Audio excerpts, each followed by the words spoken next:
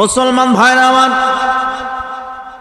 আপনি কখন বুঝবেন আপনি হেদায়েতের পথে রয়েছেন?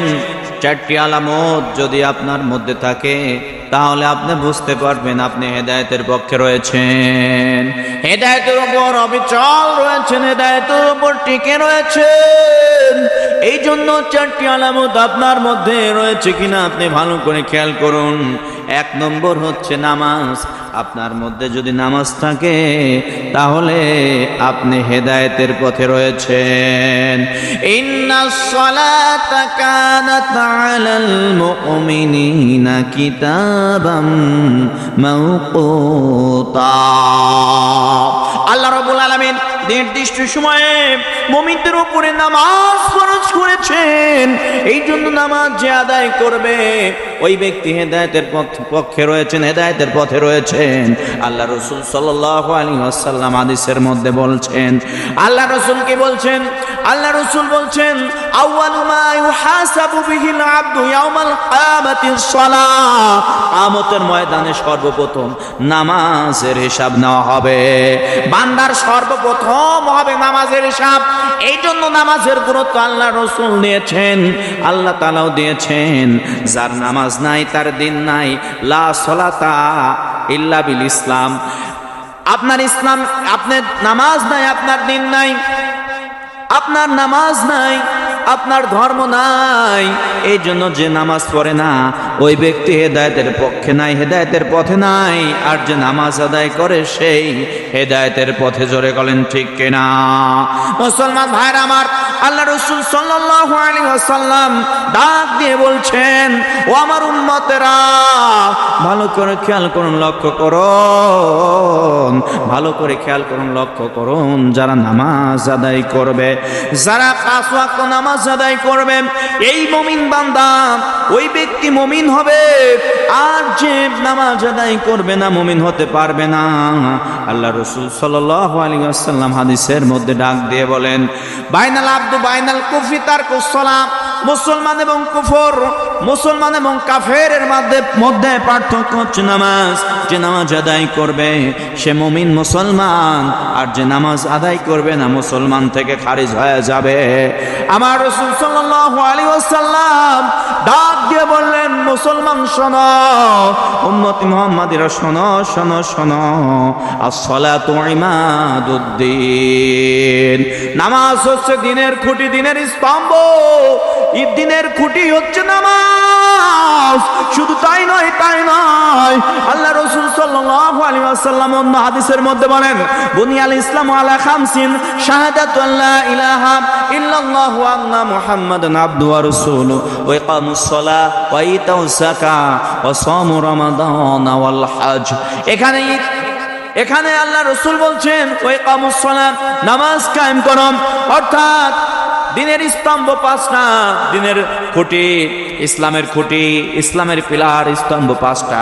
এই 5টার মধ্যেও নামাজ রয়েছে। এই জন্য যে ব্যক্তি নামাজ আদায় করে না ওই ব্যক্তি হেদায়েতের পক্ষে নাই, হেদায়েতের পথে নাই।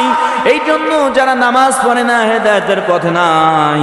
সম্মানিত মুসলমান ভাইরা আমার, 2 নম্বর পয়েন্ট হচ্ছে কোরআন তেলাওয়াত ভালো লাগবে। যে ব্যক্তি হেদায়েতের পথে রয়েছে কোরআন কারীম তেলাওয়াত তার ভালো লাগবে। وَإِذَا قُرِئَ الْقُرْآنُ فَاسْتَمِعُوا لَهُ وَأَنصِتُوا لَعَلَّكُمْ تُرْحَمُونَ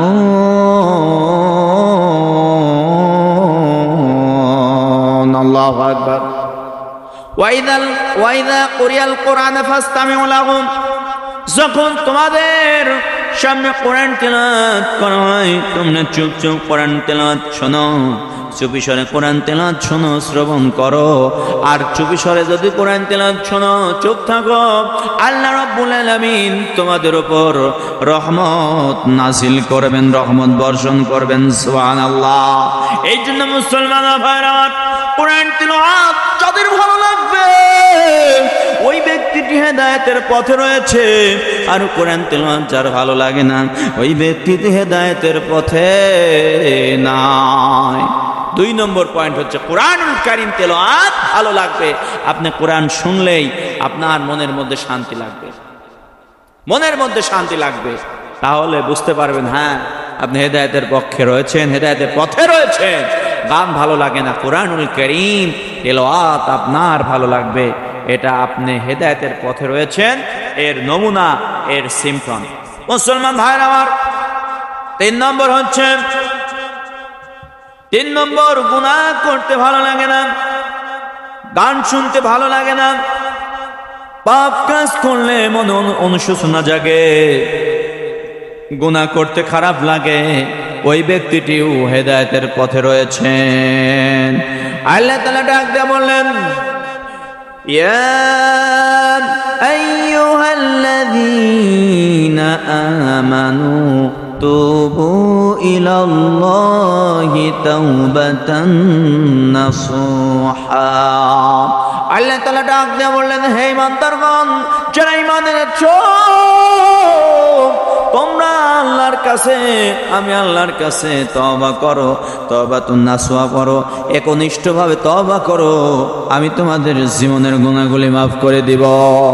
এই জন্য 3 নাম্বার সিম্পটম হচ্ছে ওই ব্যক্তি যার গুনাহ করতে খারাপ লাগে, গুনার কাজ হলে অনুশোচনা হয়, আহারে কি করলাম, আমি তো ভুল করে ফেললাম, এটা আমার করা উচিত হয় নাই। ওই ব্যক্তি ওই রকম যার মন মানসিকতা রয়েছে, যার মন মানসিকতা এরকম, গুনাহ করলে খারাপ লাগে আর আপনার গান শুনতে খারাপ লাগে, ওই ব্যক্তিটি হেদায়েতের পথে রয়েছে। মুসলমান ভাইরা আমার, 4 নম্বর হচ্ছে 4 নম্বর, গুনাহ হওয়ার সঙ্গে সঙ্গে তওবা করবেন। যদি এইরকম সিম্পটম থাকে, এইরকম যদি করে, তাহলে বুঝতে হবে ওই ব্যক্তিটিও হেদায়েতের পথে রয়েছেন। এই 4টা গুণ যাদের মধ্যে রয়েছে, ওই ব্যক্তিগুলোই হেদায়েতের পথে রয়েছে। আল্লাহ তাআলা বললেন, ইয়া আইয়ুহাল্লাযীনা আমানু তুবু ইলাল্লাহি তাওবাতান নাসুহা। আল্লাহু আকবার। যারা গুনাহ হয়, গুনাহ হওয়ার সঙ্গে সঙ্গে তওবা করে, ওই ব্যক্তিটি হেদায়েতের পথে রয়েছেন। এজন্য মুসলমান ভাইরা আমার, আপনার গুনাহ যখন হয়ে যাবে, গুনাহ হওয়ার সঙ্গে সঙ্গে আপনাকে তওবা করতে হবে। কার কাছে? আল্লাহর কাছে তওবা করতে হবে।